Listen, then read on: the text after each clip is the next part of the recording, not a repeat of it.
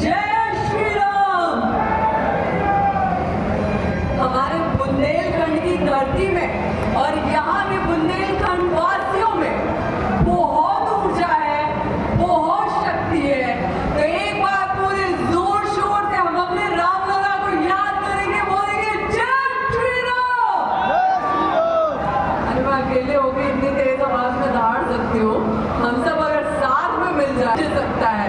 तो एक बार फिर से कोशिश करते हैं, दोनों हाथों को ऊपर की जाओ, बोले जय श्री राम, जय श्री राम, जय श्री राम। और एक ही नारा, एक ही नाम। नहीं नहीं नहीं, फिर से एक ही नारा, एक ही नाम, एक ही नारा, एक ही नाम। अब मुझे बात करके ऐसा लग रहा है कि आधे लोग सो चुके हैं। वक्त इतना नहीं हुआ है। सबसे पहले मैं अपनी बात शुरू करने से पहले हमारे जो मुख्य अतिथि थे, जो नगर पालिका अध्यक्ष है माता जी शशि जी, उनका मैं धन्यवाद करती हूँ मुझे यहाँ बुलाने के लिए। आयुष श्रीवास जी, उनका मैं धन्यवाद करती हूँ मुझे यहाँ बुलाने के लिए। समस्त जितने भी मुख्य अतिथि यहाँ पे आए हैं, जितने भी साधु संत मुझे दिख रहे हैं, जितने भी बुंदेलखंड वासी हैं, उन सबको प्रणाम करती हूँ। आप सबका बहुत बहुत धन्यवाद। अपनी ही बहन को, अपनी ही बेटी को उसी की मातृभूमि में बुलाने के लिए आप सबका बहुत बहुत धन्यवाद।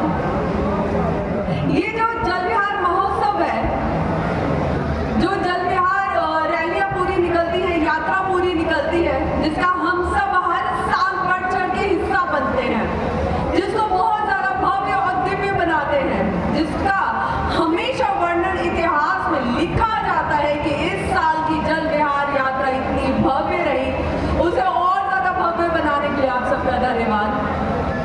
बुंदेलखंड की यही खासियत है। इतिहास उठा के देखें तो राजा भोज से लेके झांसी की रानी लक्ष्मीबाई से लेके हर वीर को, हर वीरांगना को याद किया जाता है बुंदेलखंड की धरती पे।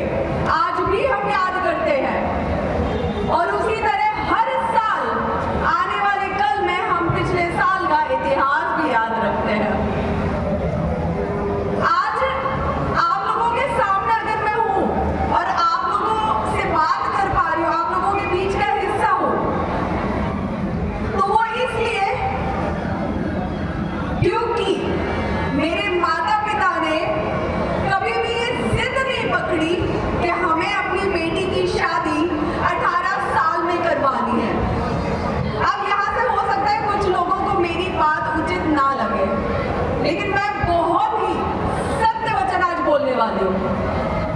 क्योंकि जब जब हम अपनी बेटियों पे ये लगाम नहीं लगाते कि बस इसे शादी करके दूसरे घर जाना है, दूसरे के परिवार को आगे बढ़ाना है, पीढ़ी को आगे बढ़ाना है, संतान प्राप्त करना है, जब जब हम इन चीजों को दूर करते हैं, तब तब हमारी बेटी इतिहास रचती है।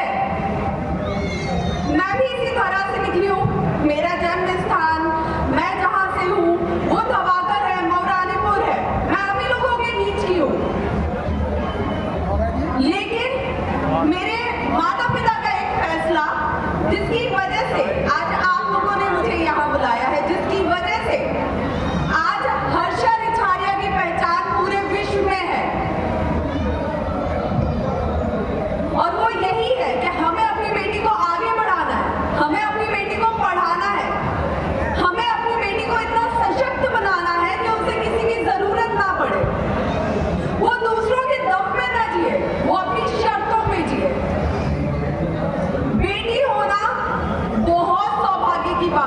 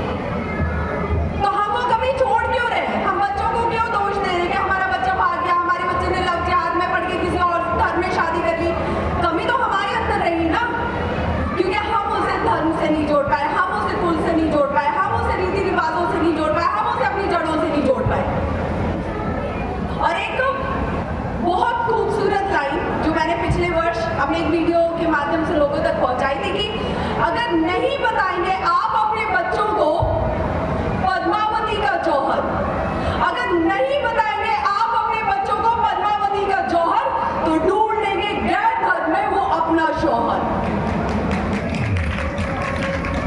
तो ये पूरा परिवार के ऊपर है, माता पिता के ऊपर है कि वो अपने बच्चों से क्या चाह रहे हैं और वो क्या अपना भविष्य सड़कों पे देखना चाह रहे हैं। अगर आप माता पिता होगे, आपने अपना खुद का भविष्य, बच्चों का छोड़ दीजिए, अपना खुद का भविष्य माता पिता होगे, आप सड़कों में चाह रहे हैं, वृद्धाश्रम में चाह रहे हैं, आश्रमों में चाह रहे हैं, मंदिरों में चाह रहे हैं, तो मैं कह रही हूँ हमने बच्चों को कुछ सिखाने की जरूरत नहीं है। जो जैसा चल रहा है बहुत बढ़िया चल रहा है, क्या करोगे सिखा के, जब भविष्य में वृद्धाश्रम में ही पड़े रहना है, जब कोई एक वक्त का खाना देने को नहीं होगा, जब कोई आर्थिक को कंधा देने को नहीं होगा। लेकिन अगर आप चाहते हैं कि आपका खुद का भविष्य ठीक रहे, आपके बच्चे बुढ़ापे में आपका सहारा बने, आपकी जो बहू आए वो आपको पूछे, ना कि आपका घर तोड़े। अगर आप चाहते हैं कि आपकी बेटी भविष्य में जाके 20 साल में नहीं 25 साल के बाद भविष्य में जाके आपकी बेटी दूसरे कुल में आपका मान अभिमान बढ़ाए, तो उसके लिए जरूरी होगा कि गर्भ से ही आप घर का माहौल, घर का आचरण ऐसा रखिए कि समाज के ये 100 लोग भी बोले कि परवरिश हो तो ऐसी हो। ये वो भूमि है जो अपने इतिहास के लिए जानी जाती है, ये वो भूमि है जो अपने रणों के लिए जानी जाती है, ये वो भूमि है जो अपने वीरों के लिए जानी जाती है, ये वो भूमि है जो अपनी वीरांगनाओं के लिए जानी जाती है, ये वो भूमि है जो बलिदानों के लिए जानी जाती है। लेकिन आज इस भूमि में धर्म परिवर्तन, लव जिहाद, जातियों में बंटना बहुत ज्यादा हो गया है, बहुत ज्यादा आम हो गया है। आपको पता है मैं उत्तराखंड में रहती हूँ, उत्तराखंड के बहुत से ऐसे हिस्से हैं जहाँ पे हिंदू अब मुश्किल से ढूंढने को मिलता है, मुश्किल से देखने को मिलता है। जिस उत्तराखंड को देव स्थान, देवभूमि कहा जाता था, आज वहां से हिंदू पलायन कर रहा है। आज ये देश का सबसे बड़ा मुद्दा है कि हिंदू अपनी ही भूमि से जा रहा है।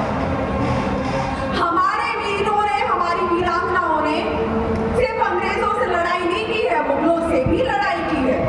और अब ये वक्त आ गया है कि हमें लड़ना नहीं है, क्योंकि हमारी जो तहजीब है वो गंगा जमुना तहजीब भी है, हमने भाईचारा भी दिखाया है। लेकिन जहां बात अपने धर्म की आ जाए, वहां पे उठ खड़ा होना पड़ता है। जब बात अपने मोहल्ले की आ जाए, अपने परिवार की आ जाए, उठ खड़ा होना पड़ता है। महाकुंभ प्रयागराज, किसी ने नहीं पूछा था कि कौन किस जाति का है, किसी ने नहीं पूछा था कि ब्राह्मण कौन है, क्षत्रिय कौन है, शूद्र कौन है, वैश्य कौन है, किसी ने नहीं पूछा था। सारे हिंदू थे, सारे भगवाधारी थे, सारे राम नाम का जप कर रहे थे।